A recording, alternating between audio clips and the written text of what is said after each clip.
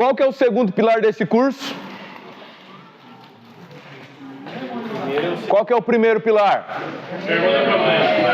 Qual que é o segundo? É memorização.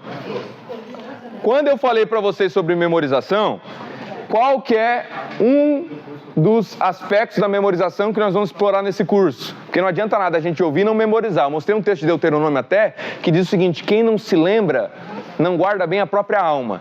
Então, qual é um dos métodos que nós vamos utilizar para memorizar? Qual é? Hã? Não, tem um outro. Tem escrever também, mas tem um outro. Alguém falou. Hã? Desculpa, seu nome é Ana? Ana? Anitta. Palmas para Anitta. Repetição. Eu disse que existem aspectos no decorrer do curso que eu deveria repetir, não é porque eu não sei o que eu já falei, é porque provavelmente a maioria esqueceu, e esses aspectos principais precisam a todo instante estarem sendo repetidos para que eles sejam gravados, ok? Vamos começar.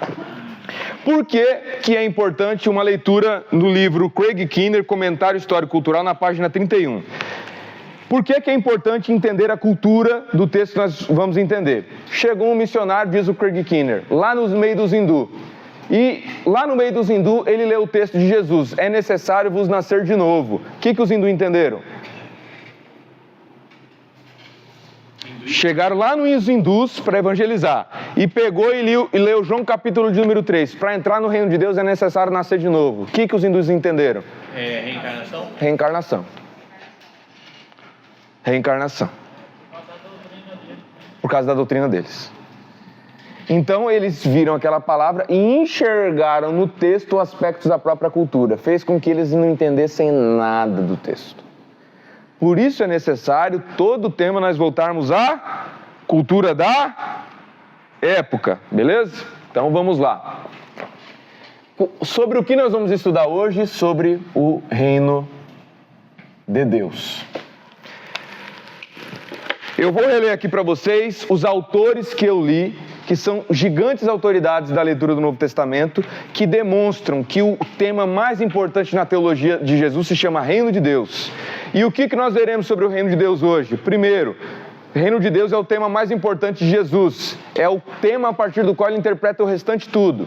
Segundo, o que é um reino? Terceiro, o que é o Reino de Deus? Quarto, no que o Reino de Deus se refere dos reinos do mundo? 5, qual a natureza das leis do Reino de Deus? E sexto, qual é o objetivo do Reino de Deus? Como se tornar integrante do Reino de Deus. Nós vamos ver esses 6 aspectos. Firmados esses aspectos, aí nós vamos começar a passar pela Bíblia inteira e entender. Tudo a partir do conceito de Reino de Deus. Veja só, do início ao fim do ministério de Jesus, este tema está presente: o Reino de Deus. O ministério de Jesus nasceu a partir deste tema, reino, e percorria Jesus toda a Galiléia, ensinando nas sinagogas, pregando o evangelho do reino, Mateus 4:23. Em seu primeiro sermão, conhecido como Sermão da Montanha, iniciou com a seguinte afirmação: bem-aventurados os pobres de espírito, porque deles é o reino dos céus. E no seu sermão sobre o fim também afirma: e este evangelho do reino será pregado em todo o mundo. Do início ao fim do ministério de Jesus, o evangelho do reino está lá. A palavra igreja é citada somente no Evangelho de Mateus em 2 falas de Jesus. Jesus cita em 2 falas apenas 3 vezes a palavra igreja, enquanto o reino é uma vastidão, está do início ao fim. O foco central do ministério de Jesus é esse, Reino de Deus. E aqui eu vou citar uma gama de autores para vocês saberem que isso eu não estou tirando da minha cabeça, ok? Evandro Roque, no livro O Reino de Deus e a Missão da Igreja, na página 104. Na teologia pode haver muitos debates e discórdias sobre os mais variados temas, mas quando se trata de afirmar que o Reino de Deus é tema principal, é quase unanimidade. Teólogo Karl Agoniz, no livro Teologia do Novo Testamento, página 1061. O Reino de Deus está no âmago do ensino de Jesus. Bultmann, no Teologia do Novo Testamento, página 41. O conceito predominante da pregação de Jesus é o Reino de Deus. Goen, no livro A Igreja Missional na Bíblia, página 101, o reino como um poder dinâmico em ação entre os homens é o centro da proclamação de Jesus e a chave para toda a sua missão. Joaquim Jeremias, no livro dele, Teologia do Novo Testamento, na página 160, devemos partir do fato de que o tema central da proclamação pública de Jesus foi o reinado de Deus. Leonardo Gopelt, no livro Teologia do Novo Testamento, na página 85, a concepção de um reino de Deus, que será erigido no futuro, é conhecida a todos os grupos do ambiente judeu de Jesus, o anseio do reino, nós vamos falar disso. Mas por nenhum deles o conceito é usado de maneira tão compacta e tão central como Jesus, ou seja, nenhum teólogo judeu jamais usou o tema reino como um aspecto tão central quanto o nosso Senhor Jesus. Uma das maiores autoridades do passado, do século passado em Novo Testamento, George Eldon Ladd, no livro Teologia do Novo Testamento, na página 84, diz o seguinte: a erudição moderna revela quase que uma unanimidade ao afirmar que o reino de Deus é mensagem central no Evangelho de Jesus. Tá filmando? Tá de boa?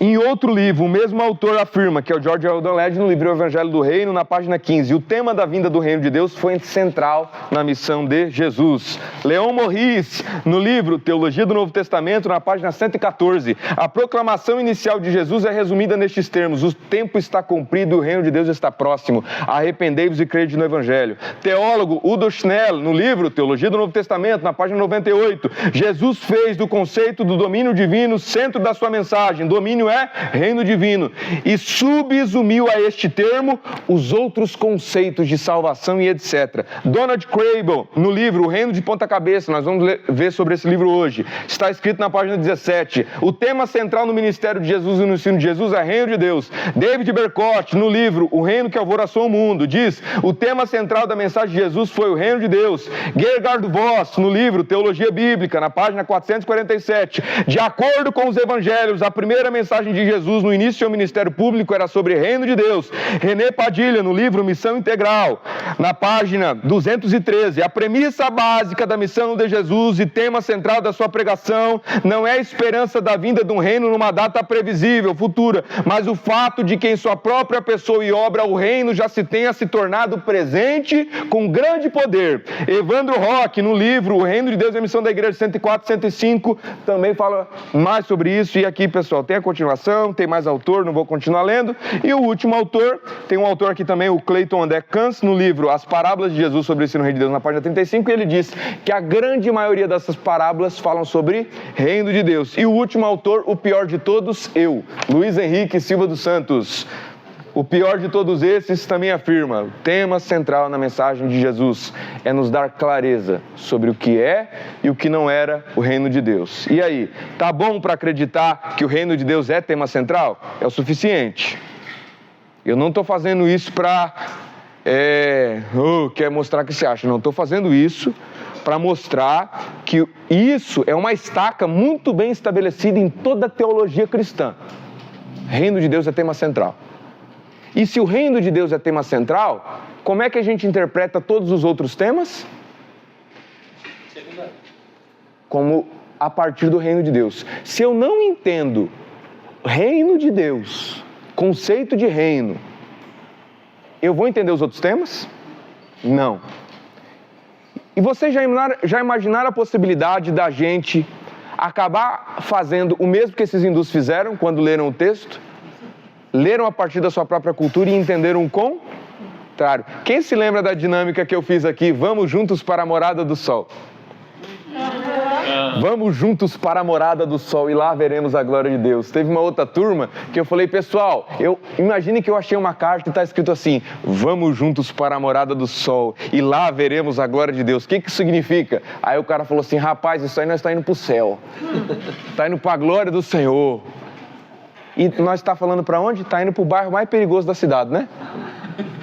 Entendeu o oposto, porque não se entende a cultura daquele povo. Alguma pergunta até agora? Podemos continuar? Ok. Então, o reino de Deus, relembrando uma coisa que eu falei para vocês, o reino de Deus será a nossa chave? Não. Chave... palavra com H. Quem falou? Foi o Jarlen? Palmas pro Jarlen. Bom, palma mais forte pro Jarlen. Aê, glória a Deus. O reino de Deus será a nossa chave hermenêutica. O que é chave hermenêutica? O que é um princípio hermenêutico? Princípio hermenêutico é um óculos a partir do qual nós enxergamos toda a Bíblia. Eu dei vários exemplos para vocês.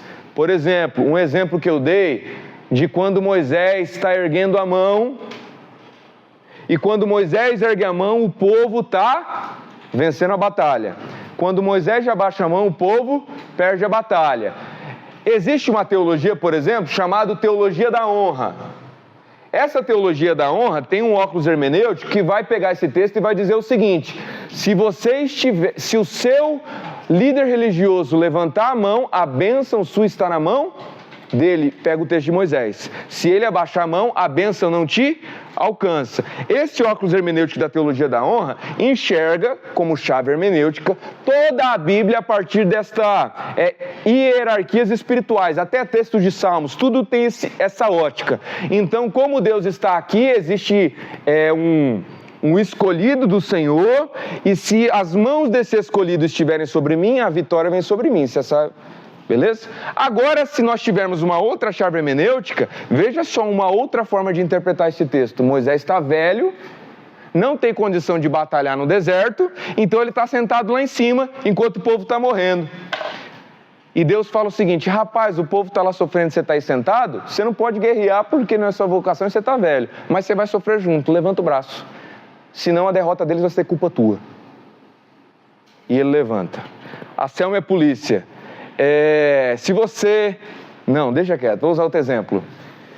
Quem já foi do exército? Quem já foi do exército? Quem já foi do exército, pessoal? Serviu o exército? Ninguém nunca serviu o exército. Pessoal, tenta ficar assim. Tenta ficar assim 20 minutos com o seu braço assim. Tenta ficar assim. 20 minutos. Não precisa ficar não, tô brincando. Mas chega na tua casa um dia, tenta ficar 20 minutos. Agora imagina o período de uma guerra. O povo guerreando e você ficar assim, não abaixa a mão. Sabe o que vai começar a acontecer com seus braços? Vão doer. E imagina de um velho. Doeu tanto que Moisés teve que precisar de ajuda para alguém segurar. Uma outra chave hermenêutica é dizer o seguinte: é Deus convocando Moisés para sofrer as dores do povo junto com o povo. Você viu como existe uma chave interpretativa que muda tudo? Eu falei para vocês do tanque de Betesda, como um modo de olhar para o texto muda tudo. Falei sobre vocês José no Egito, como formas de se olhar para esse texto muda tudo. Então, esse aspecto é muito importante. Tanto é que eu recomendo todos vocês lerem o seguinte livro, A Missão de Deus, de Christopher White. Ele diz o seguinte: a revolução do Novo Testamento é uma revolução hermenêutica, de chave hermenêutica. Por quê? Porque agora os cristãos, autores do Novo Testamento, estão pegando o mesmo livro, que é o Antigo Testamento, e enxergando a partir de uma outra ótica. O salto de Novo Testamento e Velho Testamento é uma nova forma de enxergar os mesmos textos. Quando Paulo chega para evangelizar, qual livro ele usa? Quando Paulo chega para evangelizar um judeu, qual livro ele usa? Quando tem um judeu aqui, eu quero provar para ele que Jesus é o Messias, eu chego e vou evangelizar ele. Qual livro Paulo está usando para evangelizar? Para provar que Jesus é o Messias? Também, o Antigo Testamento, pessoal. Os apóstolos agora tiveram uma revolução numa chave hermenêutica, um novo modo de olhar para os mesmos textos que os fariseus estavam olhando e entendia tudo errado. Então, pessoal, uma chave hermenêutica, um novo olhar, um novo óculos, pode fazer um Big Bang na nossa forma de interpretar a Bíblia.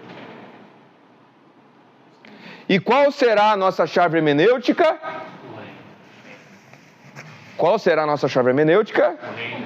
Reino de Deus. Vamos lá. Tem um teólogo muito bom também, chamado Gohen, ou Goen, eu não sei falar muito bem inglês, e tem um livro dele chamado O Drama das Escrituras. Meu Jesus, cadê o canetão? Aqui atrás do... Aqui na frente.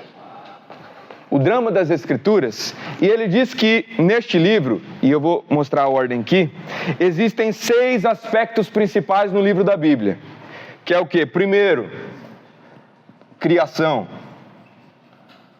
Segundo, queda. Terceiro, Israel. Quarto, Jesus Cristo, a pessoa de Jesus. Quinto, missão da igreja. E sexto, nova criação. Esses são os 6 pilares, basicamente, da história bíblica. E o que nós vamos começar a partir de hoje, depois de estabelecermos o que é o reino de Deus, entender todos esses 6 aspectos a partir de qual chave hermenêutica? O que é, o que foi e o que nos convoca para ser o reino de Deus. Missão da igreja.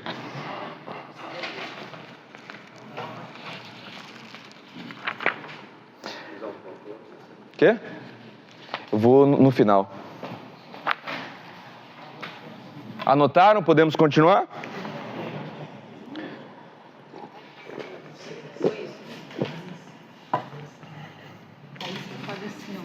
Usa a mesma folha. Tá. Obrigado, minha irmã. Alguém quer bolacha? O pastor que trouxe para nós. Hã? Nós batemos palma pro pastor quando ele trouxe bolacha? Então vamos bater. Bateu? Ah, bateu já? Vamos bater de novo. Vamos aí, ele trouxe um monte de bolacha. Quem que é? Aí, se alguém quiser ir do seu lado, vai passando aí pros irmãos, tá? É bom também mastigar, pessoal. Quem tiver com sono, você mastiga, perde o sono. Professor, 6 aspectos da... Esses são os 6 aspectos de toda a história bíblica, como se fossem 6 etapas principais: criação, queda, a história de Israel, a pessoa de Jesus, a missão da igreja e a nova criação.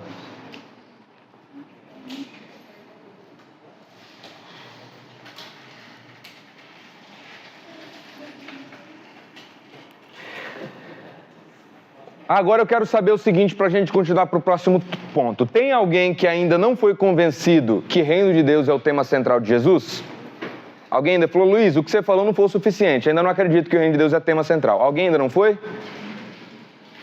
Então todo mundo concordou comigo que segundo a Bíblia, segundo a tradição da igreja, a teologia cristã, reino de Deus, então beleza. Então qual é a próxima pergunta a se fazer? Se nós Palmas para o Marco.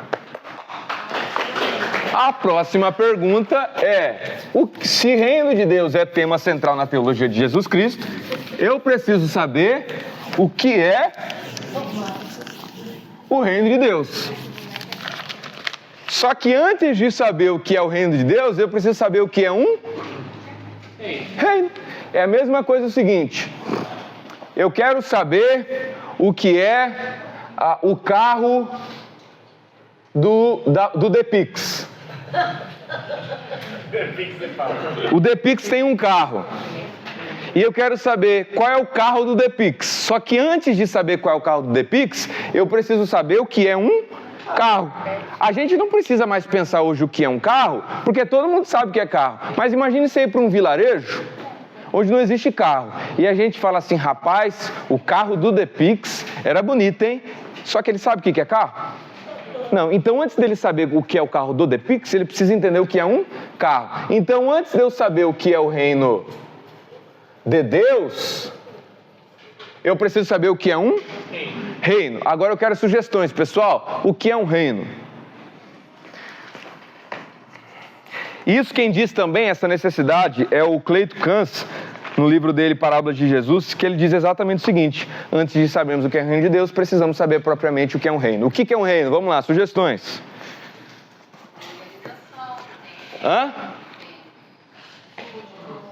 O reino é o lugar que tem um rei e tem súditos. Quem concorda? Alguém quer dar uma outra sugestão? Uma sociedade que segue um conjunto de regras e valores dentro de um determinado local ou expansão. Eita, só por essa definição bem elaborada, vamos bater palma de novo para ele, né? Que elegância na fala, né? Muito bom. Mas vamos lá. Por exemplo, a gente está falando de reino, mas e por exemplo, tem o reino da fantasia, o reino dos insetos, o reino dos animais, o reino quântico, da física quântica. Eu coloquei vários tipos de reino aqui. O que essas coisas têm em comum? Reino da fantasia, reino da física quântica, o reino dos filmes, o que é? O reino dos animais, o reino dos insetos, o reino, alguma coisa, tecnologia, o reino... Um conjunto de hierarquia? Será? Quem discorda dela? Debatam com ela. Ela é advogada. Já processa vocês daí. Vamos lá. O que vocês acham, por exemplo, dessa definição? Porque nós precisamos entender um aspecto de reino, antes de saber o que é reino de Deus, entender o conceito de reino de Deus em si. Que é o quê? Noção de domínio, falar domínio. Noção de domínio, que é o quê? Uma ordem organizada sobre um princípio superior. Ordem organizada sobre um princípio superior. Então, quando nós falamos do reino dos animais... Oi? Pode falar, pastor. Concepção, reino político. Reino político. Eu acho que a facilidade para a gente entender seria o sistema monarquia. Certo. Aí tem uma figura do rei, e aí eu acho que é uma facilidade para... Muito bom. O pastor também falou semelhante a Selma, que o reino seria concebido a partir desse aspecto hierarquia. Um rei que está em cima, que promove uma organização do seu reino. Vamos ver. Tá muito bom essa resposta também. Tá? Então, mas por exemplo, no reino dos insetos, quem é o maioral? Tem no reino das abelhas e tal, né? Mas no reino dos insetos todos, tem alguém que reine? Qual que é que nós podemos encontrar? Qual é o domínio, o princípio superior a partir do qual o reino dos insetos dita uma organização? O próprio conceito de... Como é que é a palavra? De inseto, sei lá, a própria natureza do ser. Essa natureza de ser inseto é o domínio superior a partir do qual o reino dos insetos permanece. O inseto... Dos animais é colocado o rei leão. Mas o leão seria só do leão, o elefante vai para cima do leão. Agora, todos os animais estão debaixo de um domínio, que é o domínio do conceito de animalidade. O reino quântico da física quântica, todos eles estão sobre o princípio e o domínio das leis da física. Tá dando para entender? Então, todo reino, mesmo esses outros reinos que nós falamos, reino da fantasia, reino da física, reino dos animais, eles estão debaixo de um princípio superior que exerce domínio. E qual é a função desse domínio? Gerar o que o pastor falou: organização. Por exemplo... Aí entra a cadeia alimentar. Pode ser. Todo reino é um conjunto que está debaixo sobre um domínio, que gera orientação. É um domínio, um princípio superior que exerce domínio visando organização. Por exemplo, vejam o que diz Charles Finney na Teologia Sistemática. Ideia básica de governo é de direção, orientação. O que é isso aqui? Quando a Bíblia fala, então nós já vimos o que é um reino. O que é um reino? É um princípio superior que exerce domínio, um ambiente, pode ser até um ambiente conceitual, filosófico, mas é um ambiente, uma área que há um princípio superior que exerce domínio para organizar. Nos reinos dos homens, nos reinos humanos, existe um princípio superior que exerce domínio visando organização. Quem é esse princípio superior? No reino, pô. Reino. Quase ele acertou. Então vamos dar só uma palma. 1, 2, 3 e... Pronto, você quase. É no reino. Você falou no república. No reino. É o rei. O rei é este princípio superior que exerce domínio visando organização. Esse ato dele de dominar se chama governar. E o que é governar? Dar direção, segundo Charles Finney. Quem governa dita a direção para o qual estes governados ou este reino vai seguir. Um exemplo disso, quando o carro está desgovernado, o que ele está? Ser direção. Beleza? Tá dando para entender até aqui? Vai ficando mais claro e já já nós vamos entrar nos textos bíblicos. Podem ficar tranquilos. Qual é o objetivo desta toda a estrutura de domínio visando a organização? Isso agora está em todos os teólogos cristãos e filósofos que estudaram sobre isso. Os famosãos, por exemplo, Aristóteles, Agostinho, Aquino, um que eu citei já, Charles Finney, um professor que eu tive meu que acho que um dos melhores teólogos do Brasil, incrível, Leandro Bezerra, que tem um outro também chamado Panikkar. Panikkar, ele escreve, por exemplo, Sentido da Política. Então, se reino é um termo político, o Panikkar e todos esses teólogos dizem o seguinte, que a finalidade deste conceito de reino, de ditar organização e direção é o bem comum, o máximo bem. Por que um rei governa? Para o bem comum. Então, um rei existe para o quê? O rei é o princípio superior que exerce domínio, governando e dando direção com o objetivo de alcançar o máximo bem comum.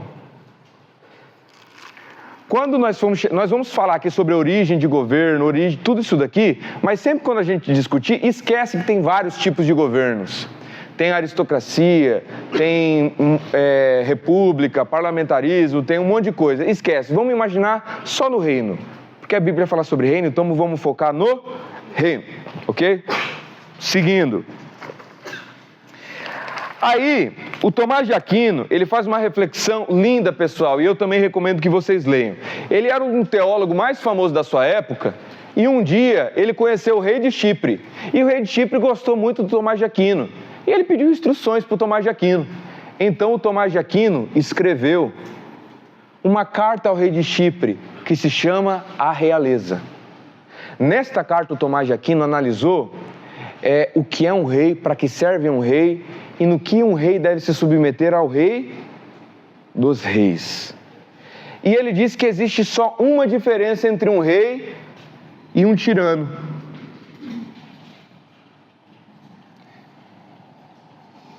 E dessa uma diferença nascem três. Então hoje nós vamos ver, nosso rei, o nosso Deus é rei ou é tirano? Rei. Então nós vamos ver o que é ser rei e o que é ser tirano. E nós vamos ver que tem muita teologia aí, que a gente, sem perceber, Deus se tornou um tirano. E muitas coisas que a gente fala, sem perceber, são princípios de tiranos. E nosso Deus não é tirano. O nosso Deus é um rei. A primeira coisa que